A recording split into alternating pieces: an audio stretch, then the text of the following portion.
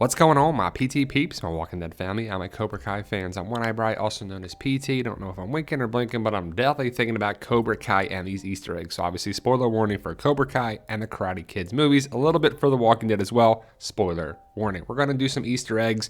We got these from our own thoughts and various places online. Now, you may have seen these before, but we may have a couple that you haven't, so definitely check it out. We have so many of them, I don't know how many there are. But first, look at the American Eagle logo on Hawk's sweatshirt. We saw it in Tommy Village. That is a clothing company, obviously, but does Hawk go from a hawk to an eagle? And did it foreshadow Eagle Fang Karate and Hawk going to the Eagle Fang Karate? And we all see Johnny's red jacket here. We'll talk about that more in a second, but we also saw the eagle in Johnny's apartment. So was it foreshadowing? Maybe, but obviously Johnny is stuck in the 80s. I love the shirt right here. It's so tight. It's a little tight. Now, the red jacket Johnny's wearing is definitely a callback to the Karate Kid movies. Also, Miguel wore the jacket when he was part of Cobra Kai. Now, we got to talk about Tori, of course, right? Now, she shows up at the LaRusso's house, which is breaking and entering and trespassing, but, you know, this is lawlessness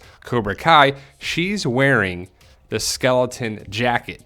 Now, it's interesting because if you know the Cobra Kai show is definitely connected with the universe of the Karate Kid movies and also the red shirt. So if you know the Karate Kid first movie, you know that Johnny and the Cobra Kai guys wore skeleton outfits at the Halloween party for the high school. That's a clear connection with Johnny and Cobra Kai. I find it interesting that Tori was wearing the jacket, but also Miguel wore it in season 1, I believe, of Cobra Kai. So that clearly shows you who is part of Cobra Kai, because Miguel is not wearing it anymore and he switches over to Miyagi-Do, but Tori is clearly wearing it there. Back to the red jacket, it's clearly a callback to Johnny in the first Karate Kid movie. You see it right here. It's a different jacket right there. The one Miguel was wearing earlier is the callback from the previous season. But let's talk about Tommy, right? So if you know Tommy from the Karate Kid, also Cobra Kai, he says, "Put him in a body bag." It's an iconic line, but it comes around full circle when Tommy dies on Cobra Kai and he's actually put in a body bag. I love this photo right here when Daniel punches him and gets the point and he's like, "No, no."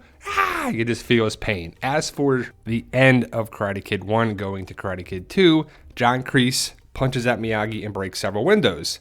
Johnny, at the beginning of season 3 Cobra Kai, does a similar thing when he punches and breaks the window and rips the guy out of the car. Then he gets beat up and taken to jail. So, you know, somebody actually went to jail on this show.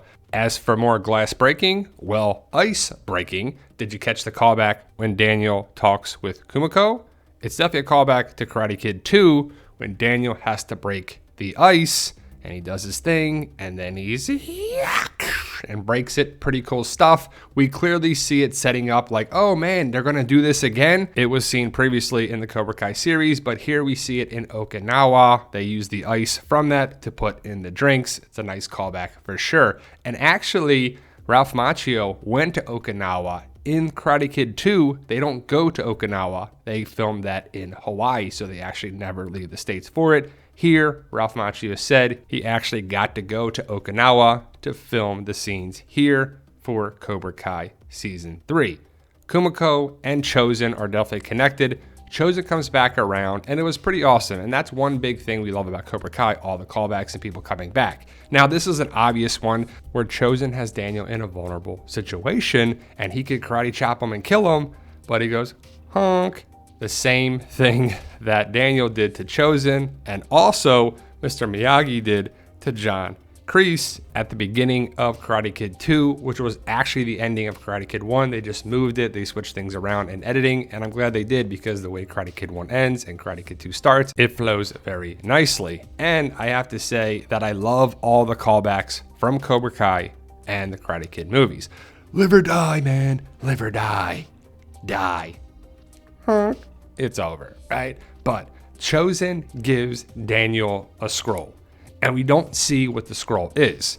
And that should come up in season 4, I would hope, right? What's on this scroll? There's no way to tell just yet, but what do you think? This is just a discussion. Please post your comments in the comment section below. What do you think is on the scroll in Daniel's hand? Now, I love seeing old shots and old footage of the Karate Kid, Mr. Miyagi, Daniel LaRusso, and I just love seeing it. And it's a shame that Pat Morita died before the filming of this, because he would have been an awesome part of the show. You know that for sure. But Allie Mills Schwarber, just Allie Mills now, came back around, and we thought that she was going to save Miguel. And I'm kind of glad they didn't do that, and it was a totally different story, because it just makes more sense for her to be connected with Johnny and Daniel and have a conversation. But if you know the house in Karate Kid 1, when Daniel picks up Allie, it's, you know, in the hills. It's rich. They're rich people. Reseda is poor. Hills are rich, you know, for sure. Then you see the same house when Allie returns in Cobra Kai.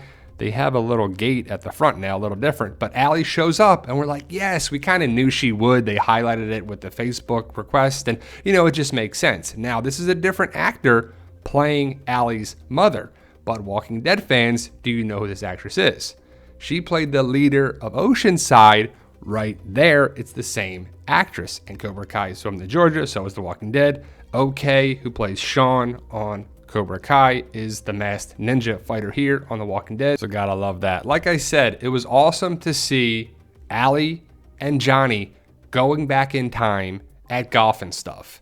And were they going to get together? Are they going to get together? We'll have to see. You know, they love the drama. It's a soap opera drama karate style, but I love the storytelling with Johnny's side, Daniel's side, Allie's side, and you have to see the Encino Oaks Country Club, because it's the same spot, well, same location in the story, probably far different filming, because this was filmed in California, I believe, and some of Cobra Kai is filmed in California, but Encino Oaks Country Club is the same location in the universe of The Karate Kid and Cobra Kai. But like I said, golf and stuff is where Allie and Daniel go to in the movies, but in Cobra Kai, it's Johnny and Allie. So it's kind of like the universe is flipped.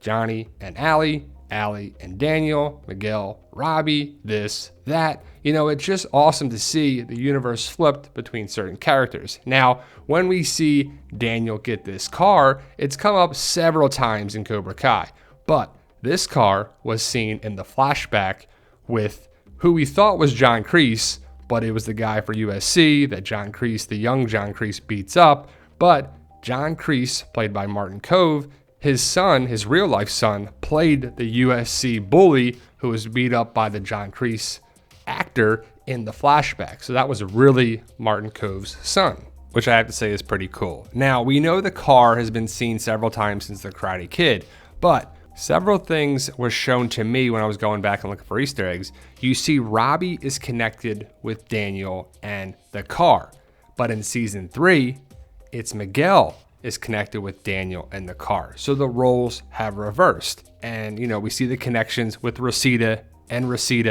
Miguel, and Daniel. And it's just another flip. Robbie was with Daniel. Robbie wants nothing to do with Daniel. Now Miguel is going to be trained. And it's just a nice callback to see the poor Reseda kids, Daniel and Miguel, having common ground. Now, when Daniel takes Johnny to get a car, what does he say? He says, choose. And what does Mr. Miyagi say to Daniel when Mr. Miyagi gives him a car? Choose. Look at the cars here and look at the cars there.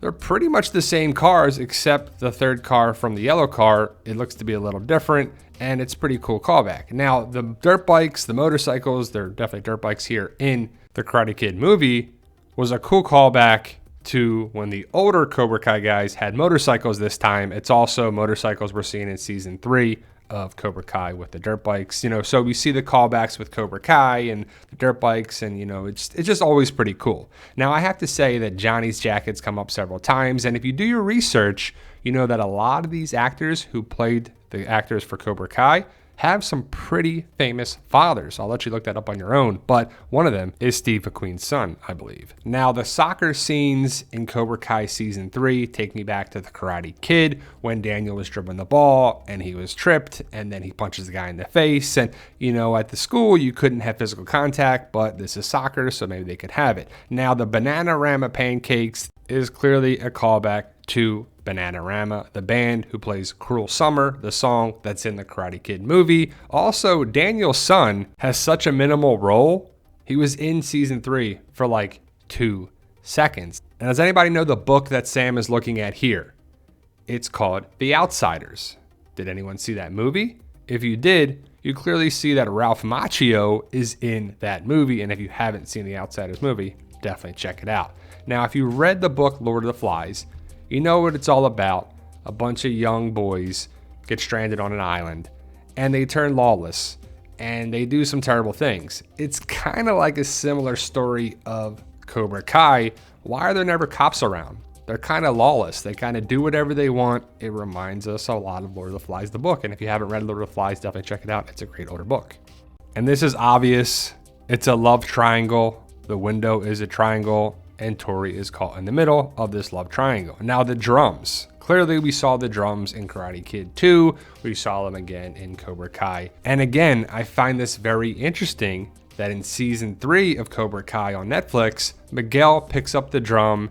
He's going to most likely learn the drum technique from Sam, probably to fight Kyler, but also to fight Robbie. Are we going to have another showdown with Miguel versus Robbie? I would think so, right? But again, Miguel has the drum and so did Robbie. So did Robbie learn the technique? I would think so, but we don't know what Robbie knows because he's going to be the hybrid of Miyagi-Do and Cobra Kai, and so is Miguel. Miguel started off on Cobra Kai, and now he's at Miyagi-Do, and Robbie vice versa. Now at the end of Cobra Kai season 3, Kreese calls somebody, and a lot of us think he called Terry Silver, right? And if you know Karate Kid 3, you know that's a big story of John Kreese and Cobra Kai being picked up by Terry Silver. And we know that the guy in the photo with the hat on is Terry Silver. And it's just, if you've seen Karate Kid 3, you know that Terry Silver could come back around for Cobra Kai season 4. Even though they had the little fake outs with, you know, the guy who had the ponytail, we thought that was Terry Silver, even though in the army you probably couldn't have that haircut, but then he was killed by the Vietnam soldiers. And I love the callback here because I just love callbacks and Easter eggs, but it's definitely a callback when John Kreese's commander, the leader, trips him, takes him down, and is going to punch him in the face. And Kreese does the same thing to one of his Cobra Kai students. And I have to say, they had their little things that they flipped around with certain soldiers and the whole thing with Allie, that she might have been the doctor in the hospital. But the big question is Daniel the actual bully, right? We know that Johnny was a bully and Kreese is pretty terrible. And I love that they brought that up in the PTA meeting. They're like, I heard you were the bully. Pretty awesome stuff because that's a pretty interesting theory. But there you go, guys. That's a bunch of different Easter eggs, callbacks, connections with Cobra Kai, the Karate Kid movies. I can't wait for Cobra Kai season 4. I believe it's already been written and they're talking about they may do some spin-offs. They may do some certain things. So are we going to get a young Miyagi show? Are we going to get a Hawk show? Are we going to get different things happening in the Cobra Kai Karate Kid universe? I hope so. Let me know your thoughts. Post your comments below. Stay safe. Cobra Kai never dies.